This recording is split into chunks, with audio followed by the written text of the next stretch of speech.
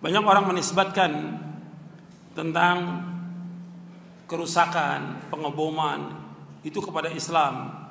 Apakah benar yang demikian dari Islam? Ya jelas kalau orang yang akalnya waras sesuai dengan fitrah, ya nggak benar. Masa pengeboman, kerusakan dinisbatkan kepada Islam? Islam berlepas diri, nggak mungkin Islam mengajarkan demikian. Meskipun di antara pelakunya adalah orang Islam, tapi itu nggak benar. Kenapa? Merusak itu bukan dari agama Islam. Allah akan menyebutkan dalam Al-Quran, wala tufsidu fil ardi ba'da islahiyah. Jangan kalian merusak di muka bumi sesudah baiknya. Ini harus perhatikan. Saya akan jelaskan sedikit yang berkaitan dengan ini. Tolong perhatikan. Yang ikhwan dan akhwat tolong perhatikan. Jadi tentang masalah pengeboman yang beberapa hari yang lalu terjadi di Jakarta, atau pengerusakan atau yang lainnya, ini Islam nggak pernah mengajarkan. Bukan dari Islam. Islam nggak pernah mengajarkan demikian. Allah berfirman tentang Nabi Muhammad SAW, wa ma arsalnaka illa rahmatan lil alamin. Dan tidak kami utus engkau Muhammad melainkan sebagai rahmat bagi sekalian alam. Nabi ini rahmat bagi kaum muslimin, rahmat bagi orang kafir, rahmat bagi binatang, rahmat bagi pepohonan, rahmat bagi alam semesta. Nabi Muhammad SAW rahmat. Nabi mengatakan, ana rahmatun muhda, aku sudah rahmat yang dihadiahkan kepada kalian. Nabi juga mengatakan, ana nabiyur rahmah, aku nabi rahmat. Nabi Muhammad SAW.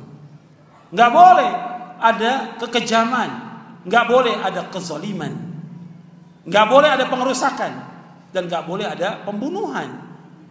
Pembunuhan ada ketika terjadi qisas atau peperangan yang terjadi antara kaum muslimin dengan kafirin di medan perang. Tapi membunuh orang dengan pisau, dengan racun, dengan dinamit, dengan bom atau dengan mobil, ini dosa besar yang paling besar. Dosa besar yang paling besar. Bahkan membunuh seorang mukmin itu hukumannya berat. Antum lihat di dalam surah An-Nisa, surah yang keempat ayat 93. Allah berfirman, "Wa man yaqtul mu'minan muta'ammidan fajaza'u jahannamu khalidan fiha wa ghadiba Allahu 'alaihi wa la'anahu wa 'adda lahu 'adzaban 'azima." Wa man yaqtul mu'minan muta'ammidan, barang siapa membunuh seorang mukmin dengan sengaja. Barang siapa membunuh seorang mukmin dengan sengaja, fajazau jahannam, maka balasan neraka jahannam. Yang pertama jahannam, khalidan fiha, kekal dalam sana. Wa ghadiballahu alaihi, Allah murka kepadanya. Yang ketiga, wa la'anahu, Allah laknat dia, wa adalu adzaban azima, Allah berikan azab yang pedih. Surah An-Nisa ayat 93. Jadi barang siapa yang membunuh seorang mukmin dengan sengaja, maka balasannya neraka jahannam, kekal di dalamnya. Yang kedua. Yang ketiga, Allah murka kepadanya. Yang keempat, Allah laknat. Yang kelima, Allah sediakan azab yang pedih. Makanya orang yang membunuh orang lain hukumannya berat. Di dunia berat, dihukum bunuh, qisas, kemudian juga di alam barzah, dan nanti di hari kiamat. Makanya hukuman antara manusia dan manusia yang pertama kali dihisab masalah darah. Hubungan antara manusia dengan Allah pertama kali masalah salat.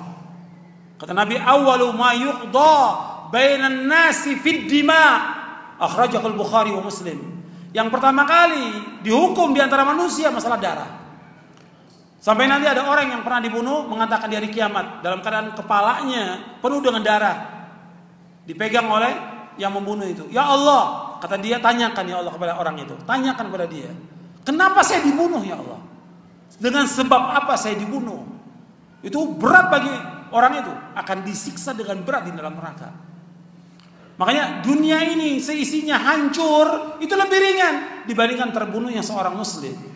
Kata Nabi SAW, la zawalu dunya ahwanu indallahi min qatli rajulin muslim. Hancurnya dunia dan seisinya lebih ringan dibandingkan dengan terbunuhnya seorang muslim. Hadis ini sahih dari Imam Nasai dan yang lainnya. Gak boleh ada terbunuh seorang muslim, gak boleh. Orang membawa senjata tunjukkan orang muslim diancam, gak boleh, hukumnya haram. mengangkat senjata kepada orang muslim, saya bunuh kamu, hukumnya haram dalam Islam. Mengangkat senjata tidak termasuk dari umat Nabi Muhammad. Laisa minna man hamala sila, tidak termasuk golongan kami orang yang mengangkat senjata kepada kami, kepada sama muslim. Nggak boleh. Bahkan orang bawa senjatanya pisau itu harus masukkan ke sarungnya. Nggak boleh tunjukkan kepada seorang muslim, nggak boleh. Itu perhatikan. Atau kita mau menyembelih binatang, nggak boleh juga kita tunjukkan pisaunya. Disembunyikan, kita ambil baru kita potong dengan cara yang baik. Fahsinu dzibha. Ini ajaran Islam.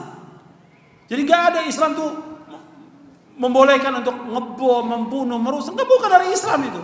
Meskipun ada orang-orang yang melakukan, bukan dari Islam. Islam berlepas diri.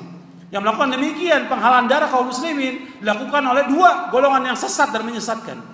Penghalaan darah kaum muslimin dan kehormatan mereka dan harta mereka dihalalkan oleh dua golongan yang sesat. Yang nanti diikuti oleh golongan yang pertama adalah Khawarij, yang kedua Syiah. Ini dua golongan yang sesat dan menyesatkan. Yang sepanjang sejarah selalu membunuh darah kaum muslimin, menumpahkan darah kaum muslimin dan mengambil harta kaum muslimin. Syiah, dan yang kedua adalah Khawarij. Yang Nabi menyuruh untuk membunuh Khawarij. Ini ahlul bid'ah dua-duanya, sesat dan menyesatkan. Jadi kalau dinisbatkan kepada Islam seperti pengeboman, pengerusakan, nggak boleh. Hatta membunuh orang kafir nggak boleh. Orang kafir tetangga kita, teman kerja kita, atau orang yang datang, dia turis asing umpamanya, dijamin oleh pemerintah tentang keamanannya, dibunuh nggak boleh dalam Islam, nggak boleh. Sampai Nabi bersabda dalam hadis yang sahih Imam Bukhari, "Man qatala mu'ahadan lam yara raihatal jannah, wa inna rihaha la yujadu min masirati 40 aman." Barang siapa membunuh seorang kafir mu'ahad, mu'ahad itu yang punya perjanjian dengan negara Islam, dia bunuh orang kafir ini, maka orang yang membunuhnya, orang muslim membunuhnya, tidak akan mencium aroma sorga. Sedangkan aroma sorga tercium sejauh perjalanan 40 tahun. Hadis sahih diriwayatkan oleh Imam Bukhari dalam sahihnya.